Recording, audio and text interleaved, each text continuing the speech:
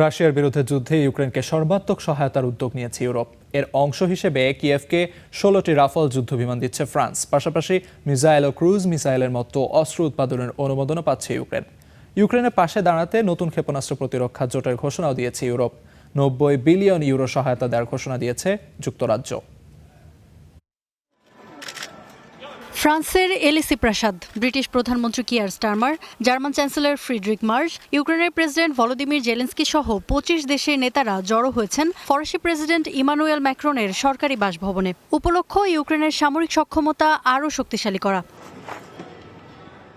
নিজেদের অত্যাধুনিক অস্ত্র ইউক্রেনে উৎপাদনের অনুমোদন দেওয়া হচ্ছে বলে ঘোষণা দিয়েছে ফ্রান্স। ফলে ইউক্রেন এখন ফ্রান্সের A2SM প্রিসিশন বোমা, অ্যাস্টার 30 মিসাইল এবং স্ক্যাল্প ক্রুজ মিসাইল নিজেদের মাটিতেই তৈরি করতে পারবে।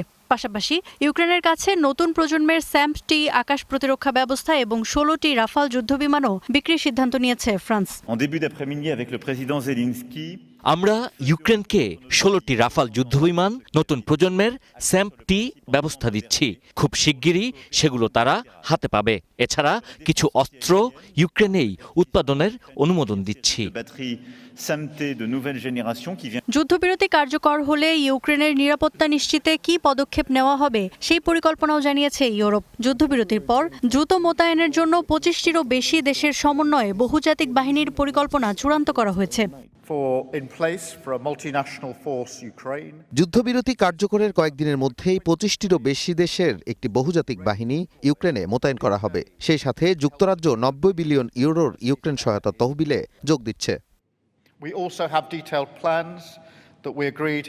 কোয়ালিশন অফ উইলিংনেসের বৈঠকে ফ্রেইজা নামের নতুন এক আকাশ প্রতিরক্ষা ব্যবস্থার প্রস্তাব দিয়েছেন ভলোদিমির জেলেন্সকি। তার দাবি, ইউক্রেনের নিজস্ব প্রযুক্তির সাথে ইউরোপের শিল্প ও অর্থায়নে কম খরচে মাত্র 1 বছরের মধ্যে নতুন প্রজন্মের এই অ্যান্টি ব্যালিস্টিক প্রতিরক্ষা ব্যবস্থা তৈরি সম্ভব। এদিকে 90 বিলিয়ন ইউরোর ইউক্রেন সাপোর্ট লোনে যুক্ত হওয়ার ঘোষণা দিয়েছে যুক্তরাজ্য। ইউক্রেনকে সাথে নিয়ে আনুষ্ঠানিকভাবে অ্যান্টি ব্যালিস্টিক মিসাইল কোয়ালিশন গঠন করছে 9 ইউরোপীয় দেশ: ফ্রান্স, যুক্তরাজ্য, Germany, Italy, Netherlands, Denmark, Norway, Spain ও সুইডেন। ইফফাতিরা, স্টার নিউজ।